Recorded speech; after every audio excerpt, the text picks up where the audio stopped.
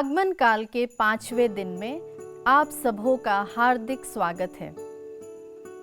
वचन हमें बताता है कि बहुत साल पहले एक ऐसा व्यक्ति था जो कलीसिया और यीशु मसीह का दुश्मन था, क्योंकि उसे नहीं पता था कि यीशु मसीह सच्चा मुक्तिदाता है। वह विश्वासियों को परेशान करता था, मारता था, पीटता था एवं उन्हें अरेस्ट भी करवाता था और उन्हें बंदी गृहों में डाला करता था। उस आदमी का नाम था साउल। जब वह प्रभु से मिला, उसके बाद उसका नाम पड़ा पौलुस। पौलुस नाम का अर्थ होता है सबसे छोटा, जैसे योहन का मतलब होता है प्रभु मेरा उद्धार करता, एलिया का मतलब होता है प्रभु मेरा परमेश्वर, नोवा का मतलब होता है आराम करना, और यीशु का मतलब है वो जो हमें पापों से छुड़ाएगा। साउल जब पौलुस बना तो पहले वह चेला बना। इसी दौरान उसने 13 पत्र लिखे। यह वह व्यक्ति है जिसने प्रभु के लिए बहुत दुख सहे, दुख उठाया। बाइबल हमें बताती है कि जब यह व्यक्ति विश्वास में आया तब उसका उद्धार हुआ, और जब वह व्यक्ति सेविकाई में आया तब उसके अपने ही लोगों ने उसके लिए मुसीबतें खड़ी की। वो लोग जो उसके अपने थे उसकी शिक्षाओं को सुनते थे, मानते थे। जब उन्हें पता चला कि अब पौलुस यीशु के पीछे चलने लगा तो लोगों ने उसे मारा। एक बार जब पौलुस यात्रा कर रहा था तब उसका जहाज टूट गया। वह व्यक्ति 24 घंटे पानी में रहकर तैरकर किनारे पर पहुंचा। जिस पतरस को यीशु ने पानी पर चलने का अनुग्रह दिया, उस परमेश्वर ने पौल को पानी पर चलने का अनुग्रह नहीं दिया। पौलुस कई दिनों तक भूखा प्यासा रहा। ठंड में उसके पास कपड़े नहीं थे। उसने बहुत सारे दुख उठाए और उसकी लाइफ में बहुत कमी घटी थी। कभी कभी वह बीमार हो जाता था, कभी खाने को कुछ नहीं मिलता था। 195 कोड़े भी इस व्यक्ति ने खाए। हम देखते हैं जहां पौलुस एक तरफ प्रभु के लिए इतना दुख सह रहा था, वहीं दूसरी ओर यह व्यक्ति पवित्र आत्मा से भरपूर था। यह वह व्यक्ति है जिसके हाथों से प्रभु ने मुर्दों को जिलाया। यह वह व्यक्ति है जिसके पास बुद्धि और ज्ञान का भंडार था। एक तरफ उसने इतने दुख भी सहे और दूसरी ओर वह प्रभु में बढ़ता भी गया। ये कैसे हो सकता है? आप देखिए, हमारे घर अगर कुछ मुठभेड़ हो जाए तो प्रार्थना नहीं होती। अगर कुछ गेस्ट आ जाए तो 2 से 3 दिन हम आओ भगत के चलते प्रार्थना ही नहीं करते।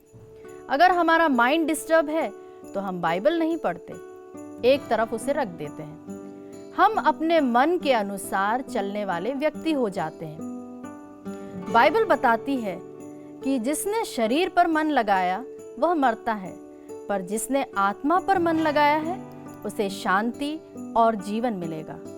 मैं आपको आज बताना चाहती हूँ कि क्यों पौलुस जहाँ एक तरफ इतने दुख सह रहा था, वहीं दूसरी ओर वह प्रभु में भी बढ़ता जा रहा था। और ना सिर्फ वह अकेला बढ़ रहा था, परंतु वह कलीसिया को भी बढ़ा रहा था।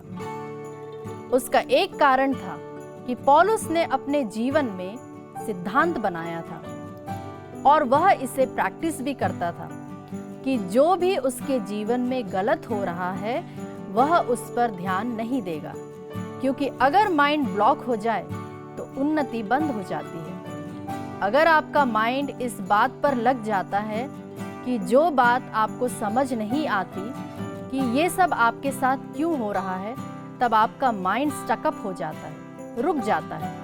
पौलुस कई बार मार खाता था, जेल जाता था, भूखा रह जाता था, कभी कभी बीमार पड़ जाता था, दुनिया भर के प्रॉब्लम्स थे, पर फिर भी वह प्रभु में बढ़ता गया, क्योंकि उसने अपने जीवन का एक लक्ष्य बनाया था कि जो भी हो रहा है और जो भी हो गया है सो हो गया।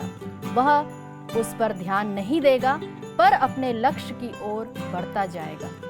मेरे भाइयों, मेरी बहनों, अगर जीवन में आगे बढ़ना है तो उन चीज़ों को नज़रअंदाज करना है जो आपके साथ गलत हो रही हो। हम उदाहरण ले दाऊद का। जब वह गोलियात को मारने गया तब उससे कहा गया कि तू मत जा, तू बहुत छोटे कद का है, तू ये कर नहीं पाएगा। पर वह उन सब बातों को इग्नोर करता चला गया, यहाँ तक कि गोलियात उसके कद को देखकर उसकी हंसी उड़ाता है और वह सिर्फ 5 पत्थर हाथ में लेकर आया। तब गोलियात ने दाऊद से कहा कि तू क्या मुझे कुत्ता समझता है? तब दाऊद कहता है कि तू तो भाला और सांगा लिए आता है, परंतु मैं अपने ईश्वर के नाम से यहाँ आया हूँ। युद्ध तो ईश्वर का है, आज तुझे ईश्वर मेरे हाथों में दे देगा। और जैसे ही उसने गोलियात को मारा, वह पत्थर जाकर उसके सिर पर लगा और वह मुंह के बल गिर गया। दाऊद ने ना अपने भाई की सुनी, ना राजा की सुनी, क्योंकि दाऊद ने सिर्फ ईश्वर की ओर अपनी दृष्टि लगाई। प्रभु आज हमें संदेश देते हैं कि हम अपनी परिस्थितियों को नजरअंदाज करें और ईश्वर की ओर दृष्टि लगाएं। अपनी कठिन परिस्थितियों को ईश्वर से बढ़कर ना देखें।